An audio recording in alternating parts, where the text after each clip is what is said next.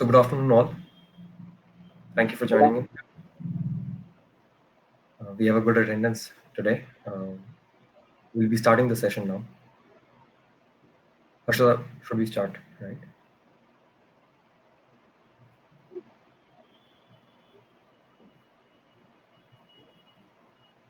Okay, it seems like we can start. So we have already 50 attendees tuning in. So I'll do a brief introduction to this session. So today we are going to talk about e-invoicing, and I'm Nishant Goyal. I'm the CEO at Masters India. We are organizing this session in partnership with Mr. Deepak Bhaktani from Jivadan. He's basically a tax and financial specialist there, and he'll be talking about e-invoicing today and his experience at Jivadan implementing the same. So, good afternoon, Deepak. How are you doing today? Good afternoon, everybody. Good afternoon, people on the call as well. I'm doing fine, Nishan. Nice to see you, not in person, but at least in a face-to-face meeting like this. Right. I think these days it is the norm that we meet over Zoom or Google Meet, and for some time until we see a vaccine. Right. So good engagement. I think what I would request you to do is, Deepak, just sort of help us really understand your role at Jivadan, what Jivadan is doing, and so we give audience a better idea of. Yes, please. Yeah. So we Jivadan are a global multinational company. I'm audible, right? At least to me, we can have the audience confirm the same. Yeah. Guys, I hope you can hear Deepak. Yes. Yeah, I get a few yeses there. Yeah. So we are a flavors and fragrance manufacturing company, headquarters in Switzerland, and basically we have in India we have presence in Karnataka, Maharashtra, Daman, and Gurgaon. These are the states where we are present in, and we have a corporate office in Mumbai. So basically, though we are flavors and fragrance manufacturing company, obviously we have give a lot of emphasis on the systems and the infrastructure that we develop internally. So we have an excellent center based out of Switzerland. So our systems, we are on SAP system, which is a single instance SAP, whereby the entire globe, wherever we are present in, we are on a SAP system, which is common for all.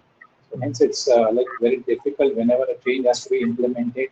It has to go through a lot of brainstorming and whether this can be done, something can be managed locally. Just touch a system like SAP, it's really a challenge. So that's why we have people like Masters India who help us bridge the gap between what we can do in our systems and what the government expects us to do. Yeah.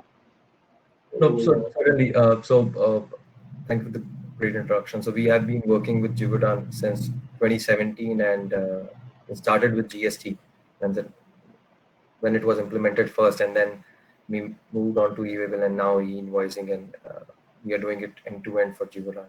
And Mr. Deepak has been there from the very beginning. So, Deepak, for the audiences who might be new to e-invoicing, right? There are, I think, some businesses which are still yet to be compliant with e-invoicing. Can you give them a quick introduction to what e-invoicing is and what it means for businesses? Sure.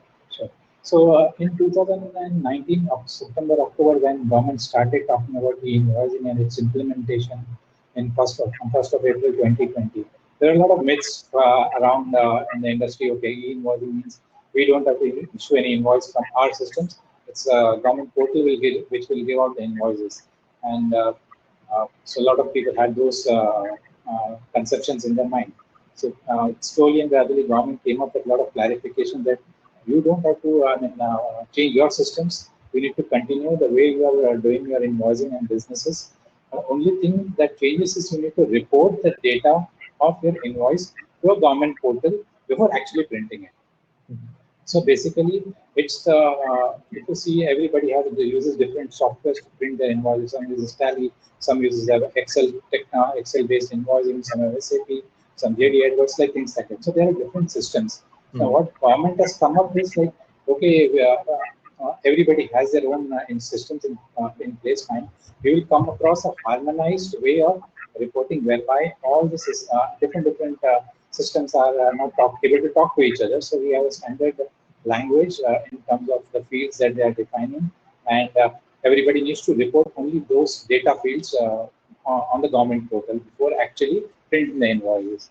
So it's like a machine readable format, standard across all the industries. So if I am printing my invoice from SAP, fine, I will extract the data which in the format given by the government and report it to the portal called the IRP, which is the invoice reporting portal developed by NIC of India, who are like have developed the robust e-way bill system. So once you report the details as prescribed by the government on IRP system, it throws up a response in form of a IRN number and a QR code.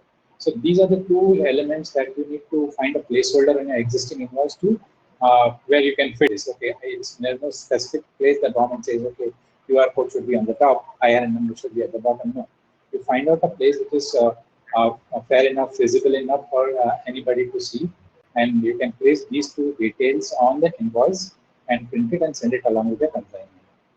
Initially, they had also thought that they will send a signed invoice and stuff like that, and also email will to the recipient of the goods or the invoice, and so on and so forth. So a lot of ambitious project initiatives were taken, but looking at the COVID situation and a lot of technical glitches, some of the things have been withheld. I mean, I'm sure in the next phase when they bring up other people in the loop, they will rope in these initiatives that have been put on the backseat for the time being. Yeah? Mhm. So e-invoicing is that we nothing but reporting of the details to the government portal before actually printing the invoice, obtaining a response from the portal in the form of a IRN and a QR code that gets affixed or printed on your existing invoice. So nothing changes from a operational standpoint, but yes, from the technical standpoint, the IT guys are the ones who really worked and helped us achieve this. And I'm sure this would be the similar experience in other companies and industries as well. Yeah? Right, right.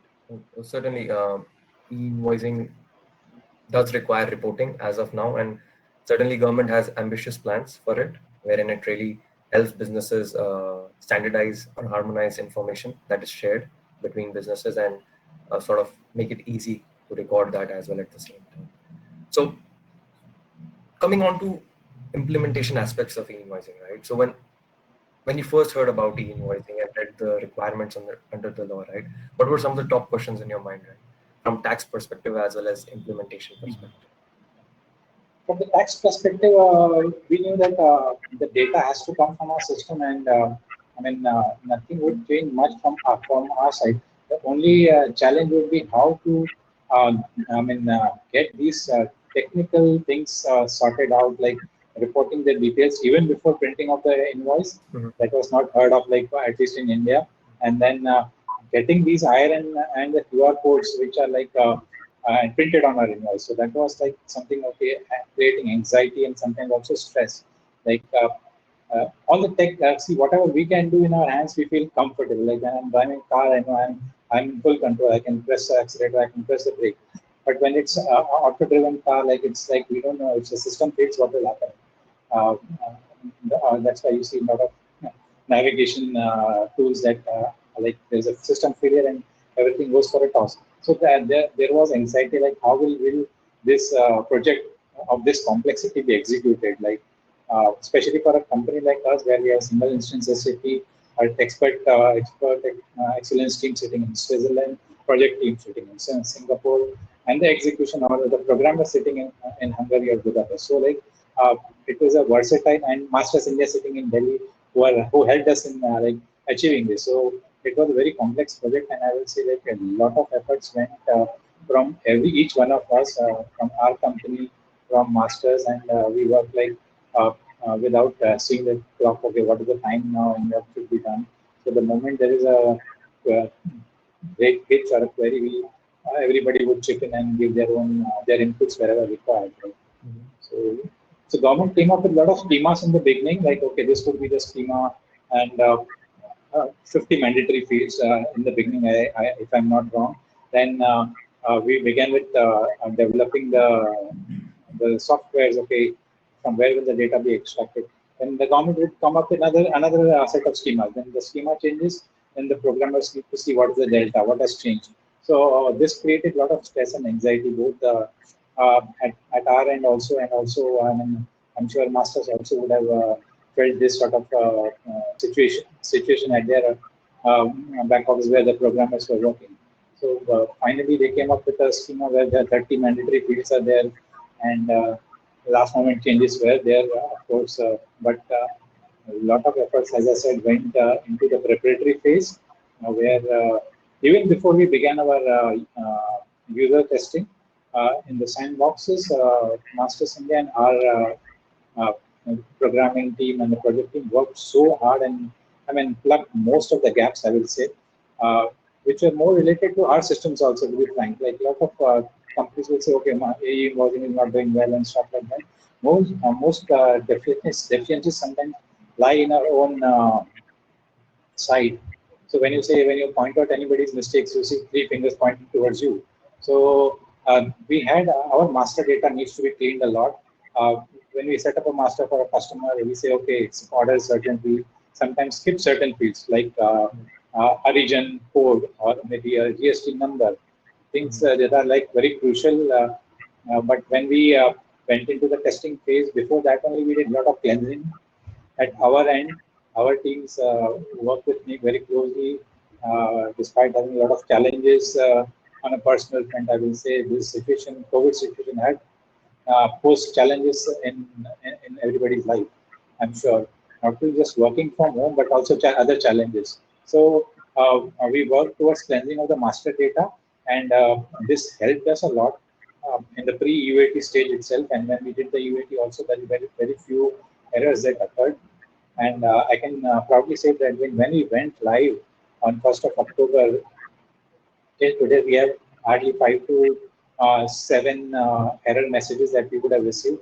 Again, I would say it could be most from the master data side, and a couple of errors from the government's portal side, like this is basically the access token not renewed and stuff like that. But else, otherwise, it has worked very well for us. So despite being a very complex implementation, I will say it has gone a very good way as far as our company is concerned. And as I rightly said, this our company being on single instance SAP, changes are not I mean, allowed in the cardinal fields or the kernel fields, what we call them. These are fixed fields. So a lot of developments were done by Masters India to store the information like the IRN and the QR code and template tables from where our programs will pick and print them and stuff like that. So like Masters India has acted like a bridge between the industry and the government, I will say. It's a strong bridge, and we thank Kunal and his team for excellent work they did with us. Right, right. That's great, Deepak. Really, we understand the complexity, especially at Givaudan, given that it was a single instance SAP and teams spread across the globe. Right? Some people in Switzerland, and some would be in Hungary, and some in Singapore, and we obviously working from Delhi, and you guys in Mumbai, right? So Yeah. essentially, bringing all that together, especially with this new requirement, meant certain challenges, but I think that team of effort really paid off. So having experienced it once, right, for companies that are yet to implement it, that will be going to implement it for the next phase between 100 to 500, what are some of the key things that you would change this time around if you were to implement it again? What were the key learnings during this implementation phase? As I said, every company has to do a master data cleansing. That's the first and foremost thing that needs to be done. And they need to do their homework in terms of what are the mandatory fields that the government is asking for, and ensure that their systems are able to extract these details uh, maybe in a real-time basis, because now everything is real-time. There is no, I mean, the government may give you a opportunity to do a upload in a batch way and stuff like that, but uh, when we talk about companies with huge turnovers, a real-time integration is the best, and And once it is achieved, it takes more efforts than any other integration like a stopgap or a batch integration. But once you have a real-time integration, you are more relaxed, and you know that nothing gets missed out on the reporting side, and of course it flows into your returns as well. So one challenge is like the master data cleanup and the right partners, I would say, who can guide you in implementation. Mhm. Okay. Yeah. So certainly, master data is something that we also see that a lot of companies they're not maintaining the correct vendor data. That results into a lot of issues, especially when you go live, because quality wouldn't basically be able to replicate production data systems, and that certainly means that a lot of UAT is happening once the companies have gone live, and this is a general trend that we have seen with a lot of customers actually, and it is always recommended that production data is available in quality to ensure that UAT is happening properly. And certainly either partners with the right knowledge or internal resources which really understand what the requirement is, because processes can really get altered if the invoices are not getting generated. If the trucks are stopped, if the dispatches are not happening, especially in manufacturing companies. In service companies, less so, but certainly business processes get impacted. And with the compliance date approaching for businesses with 100 to 500 crore in turnover, uh, they might have to start looking at something already. If you can walk us through the process, right? What was the timeline for you guys? When did you start looking at probably some uh, process setting processes, or probably a process for starting this implementation? And what was the timeline like for you? And yep.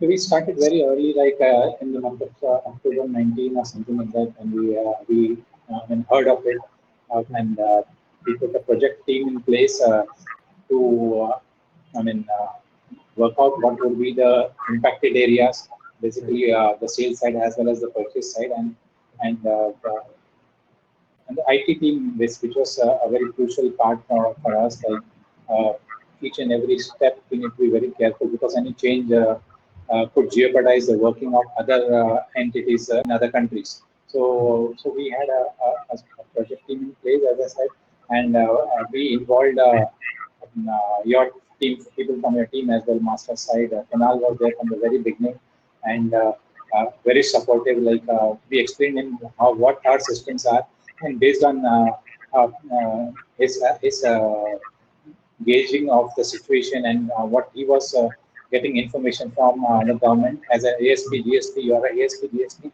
So a lot of inputs you were getting from the government, and he would pass on to us. Okay, this is how the government is planning to do, and based on his inputs, we aligned our global technical teams, and uh, we worked a lot. I mean, tirelessly. In fact, we were ready by end of March for an April rollout as well. But since the government postponed it, so we had very little to do in the interim phase of the 6 months that it got delayed. We made use of the time to do other cleansing activities, as I said, from the master data standpoint. And the government also rolled out the e-invoicing portal where we could check who are the vendors that have been enabled for e-invoicing. So we created a field in SAP with a flag that, okay, these are the guys, whenever they submit the invoice, our APT needs to be alert enough to uh, get a field that, okay, this guy has to give me e-invoice with the IRN and the QR code. So all these were put in a process form, and then we followed step-by-step method which helped us achieving this complex task. So on the, as I said, on the outwards supply side, we were confident and we did a very good job. So in the month of October, we generated 2,500 plus invoices, with I said with the error percentage of hardly zero point 0.1 or zero point 0.2. Whereas if we check with the industry, they came up with errors anything close from 10 to 15%. So when we look at this, we feel proud that we did a good implementation. On the AP side, we were hoping that government will release an API whereby when our people will book the invoices, we will be able to validate the IRN number on a real-time basis, but the same has not been released so far. So we hope this comes up in the next phase, and we are able to validate these details on the portal itself at the time of invoice booking. We are parallelly working to do our own checks and validations as well. Right. So So certainly, when mhm. they scale up from say up to 500 crore, now they are moving down to 100 crore population where people above 100 crores need to comply with. So government also needs to take a note of the increase in the population that will be using the systems. So I hope they are all geared up to meet the higher volumes going forward effective 1st of January. And maybe in the next phase in April, they want to bring everybody on board. So the system seems to be scaled up enough to handle these volumes. At present, I guess they are handling around 2.4 million invoices per day, approximately, if I'm not wrong. So when more people come in, the traffic will increase manifold, I guess. Right. Right. Certainly, what invoice volume is about 1.8 to 2.4 million. So they're handling a lot of transactional data at that level. And I think that systems have been stable so far, given their experience with the e-waybill.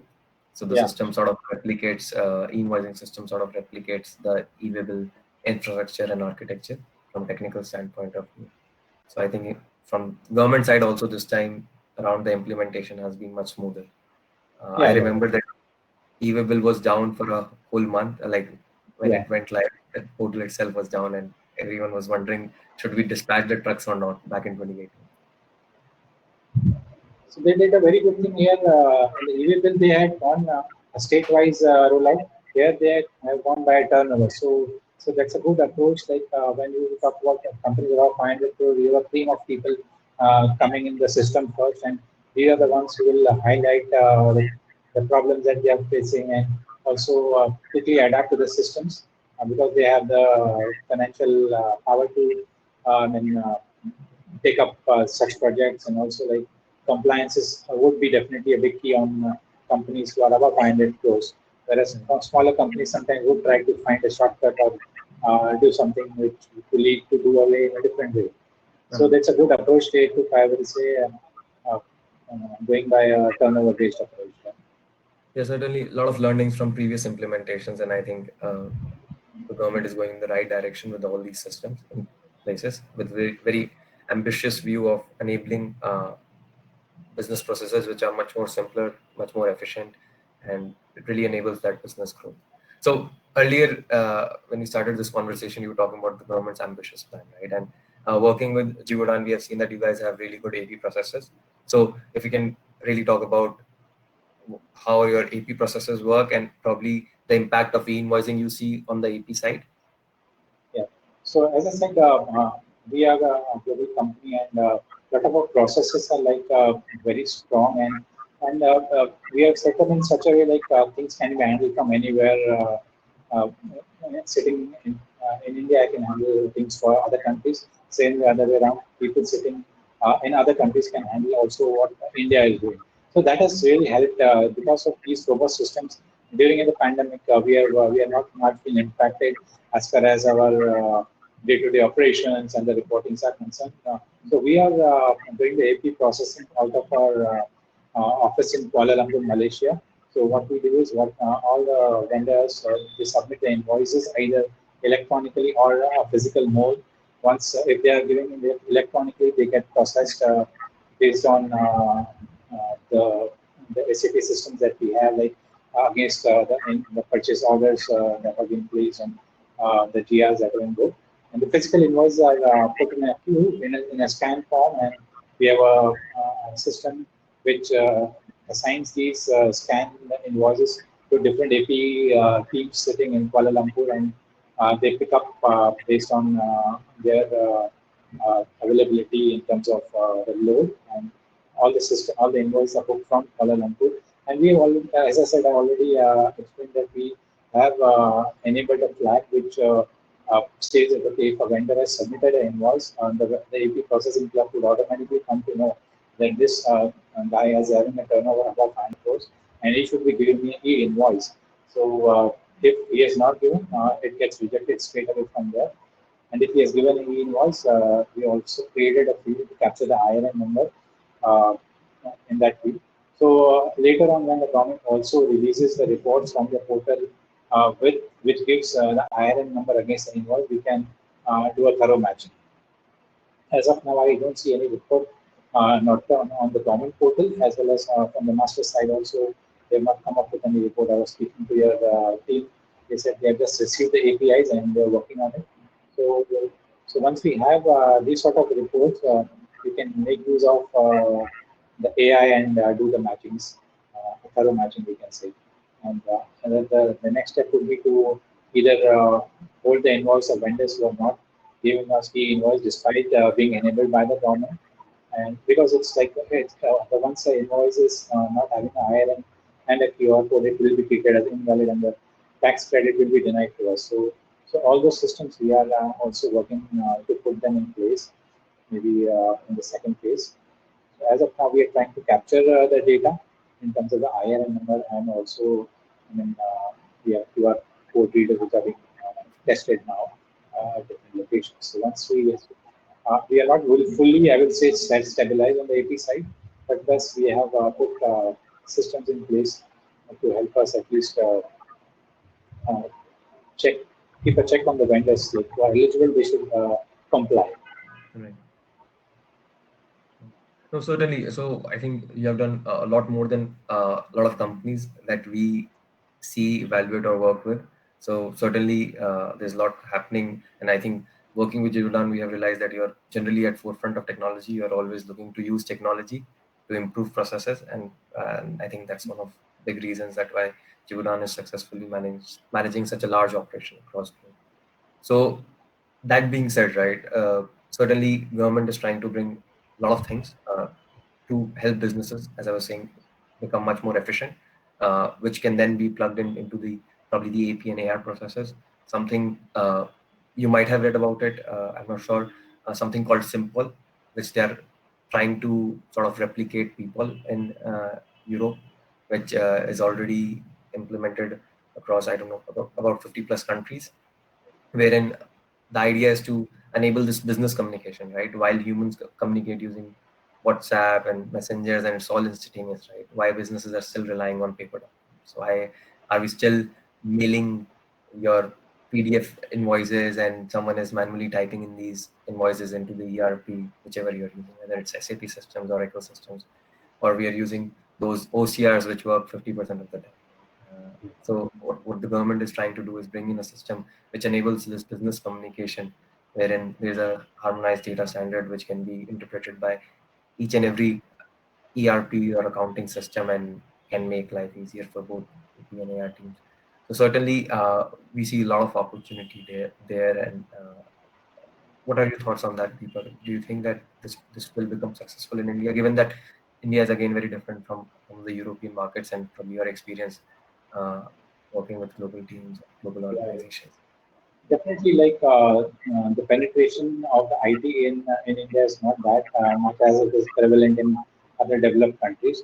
But I'm sure now the way people have adapted to system changes and government has also responded to their practical difficulties. So, Mhm.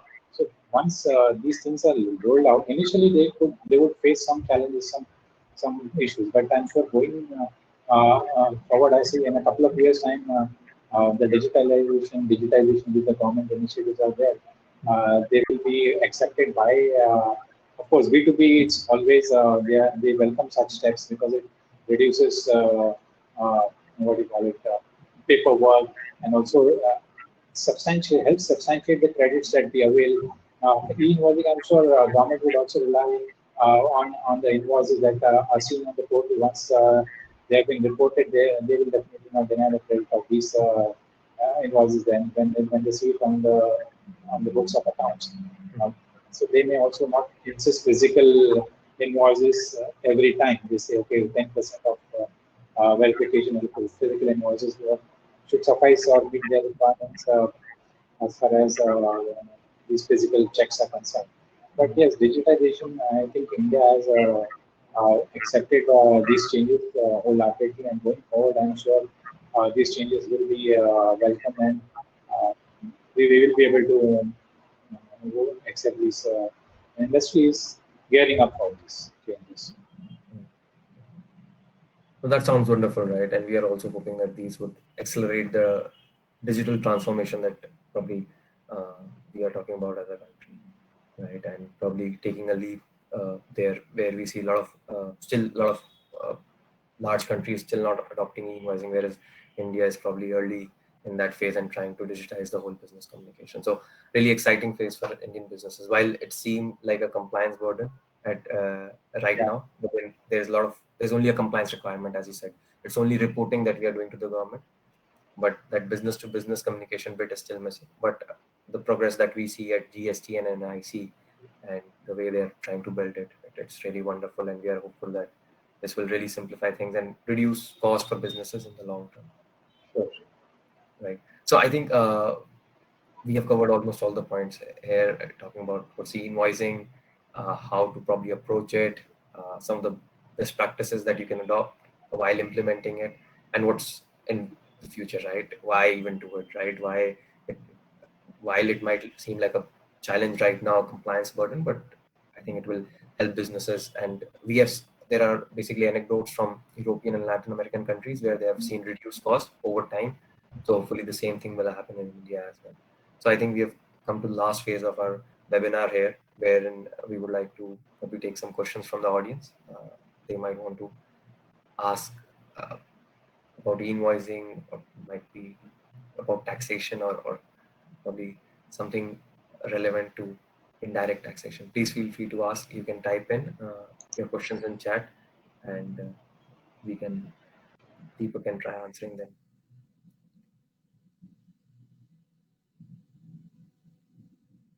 I think we have lost Deepak. Let me just confirm once. Deepak, are you there with us?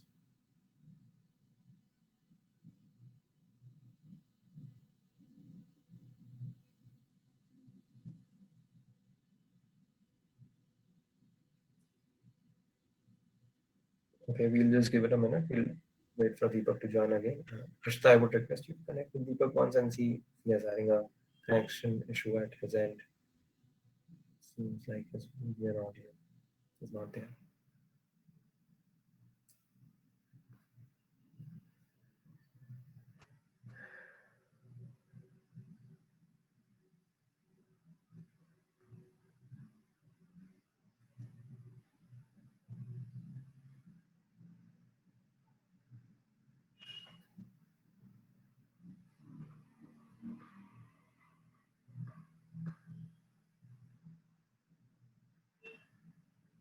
So in the meantime, I'll try answering some of the questions that have come from the audience. So one question that we have received is, do credit and debit notes also are required to be reported to the government portal? So essentially, all B2B documents are to be reported to the government portal as invoices, and then government would generate IRN and QR code for it.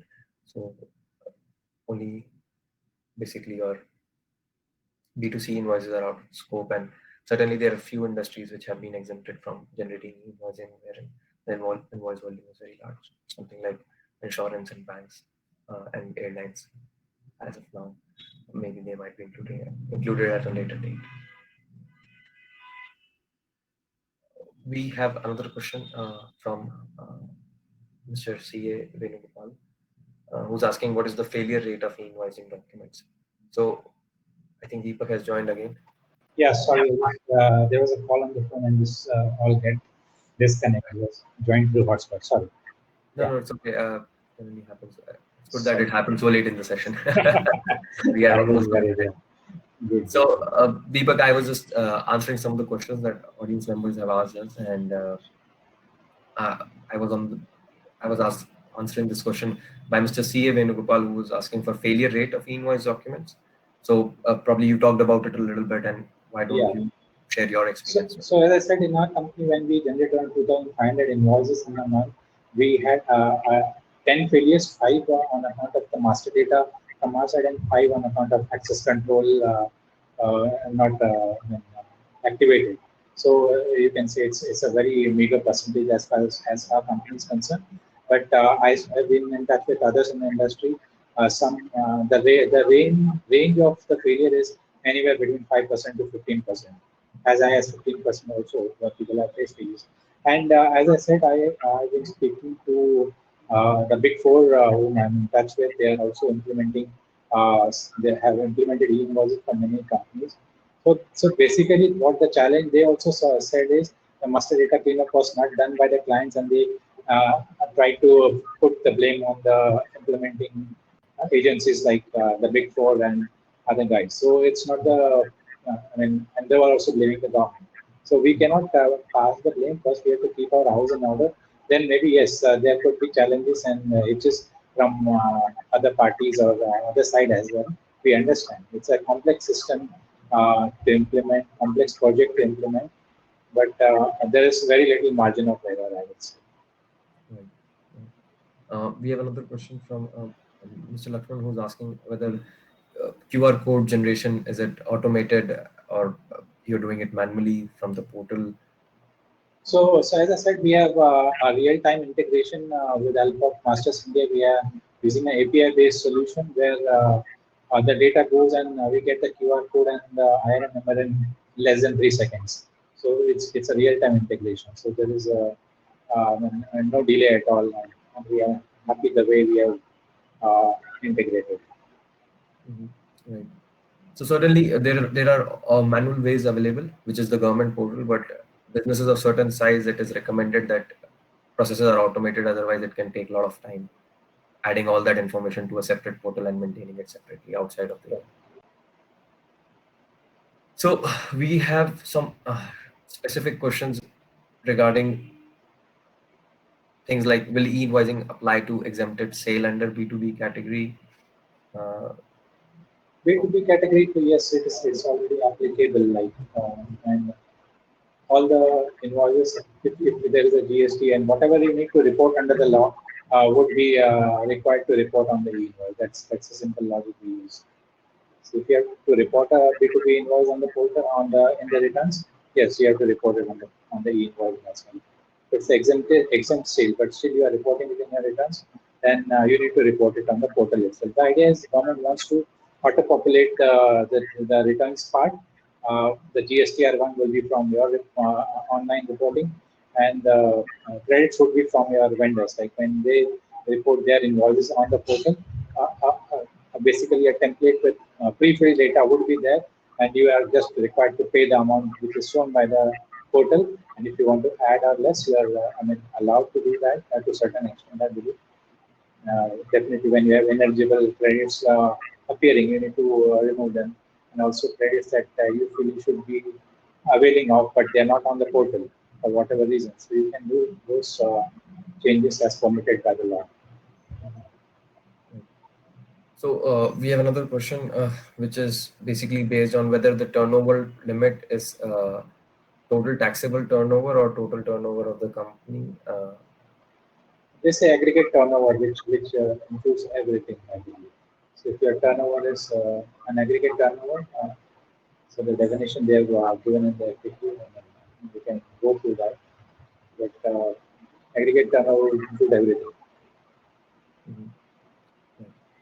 There's this interesting question from Mr. Rahul, who's asking, how do you anticipate the effect of e-invoicing wherein there's a long drawn process for approvals, or it could be, I'm adding to this question, and this is, since it's an interesting way to look at e-invoicing, how about project-based invoicing, wherein there are probably multiple invoices under that project.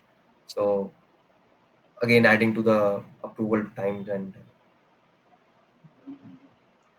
So to be frank, I have not much of the experience on the project invoicing side. But I guess the logic would be the same, like when you are reporting an invoice on the government portal from a returns. So how would you report it?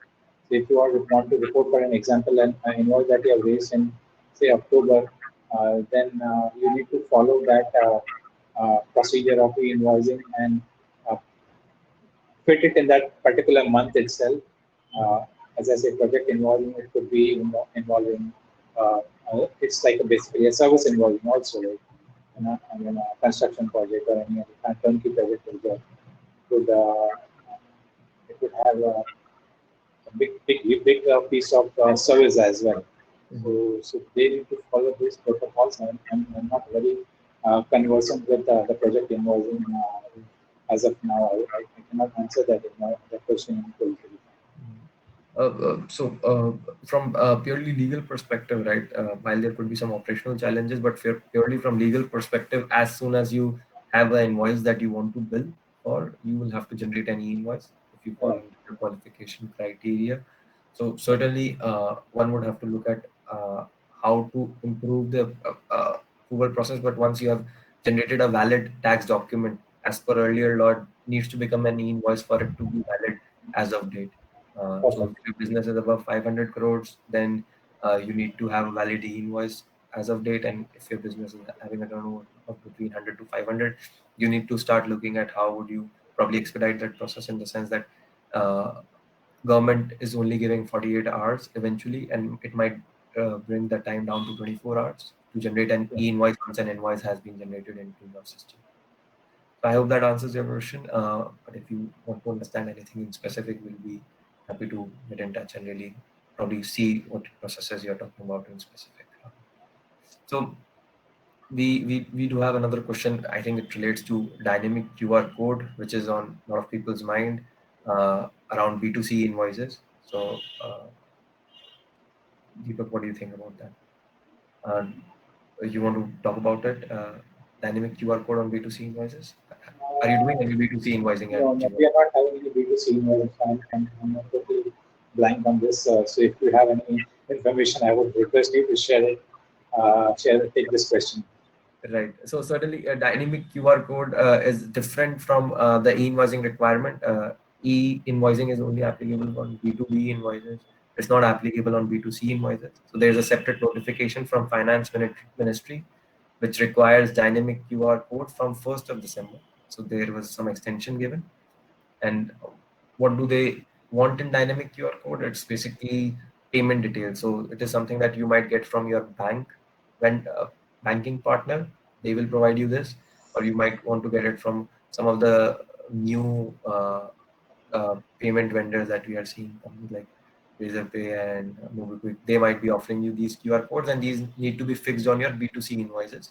So if, let's say, individual wants to pay for the invoice, right? They should be able to scan that QR code and make the payment instead of adding all that banking details manually. So government just wants to make sure that India is using a single form of QR code instead of having 10 different QR codes by 10 different companies, which can make process complex for individuals. So again, this is outside the scope of e-invoicing. A lot of businesses actually intermix these two compliance requirements, since they have been sort of come at the same time, and both of them require a form of QR code. But again, I'm just going to say this, that e-invoicing is not applicable on B2C as of now, and a dynamic QR code is to do with payments, not with tax reporting to the government. So I think we have answered a lot of questions, and we have had a good session today. A lot of attendees and still a good number. So I think Deepak, you have been really great sharing your knowledge and your experience with everyone here. I would like to tell the audience member, if in case you're not able to answer your question, our team will get in touch and we'll be happy to discuss this one-to-one and probably share insights wherever we can. But now we'll be ending this session. So Deepak, again, I would like to thank you for joining us today. It was a pleasure Thank you, everybody, and have a good festive season ahead. I hope the coming Diwali and the festivities bring cheer to everybody in their lives, and we see the coronavirus going bye-bye in 2020, and we in 21 we come free of this virus and such challenges, and have a good business year and a fruitful year for all of us. Yeah. Right. So thank you for the wishes, and we hope the coronavirus goes away. It's been too long. We haven't been able to go to the office, and so thank you all again. The team will be in touch in case your question was not answered. Sorry, we're just running a bit late. I think we have already extended the session by 15 minutes. So we'll be ending the session now. Thank you, Deepak, again for Thank joining you, everybody. us. Have a great day. Yes.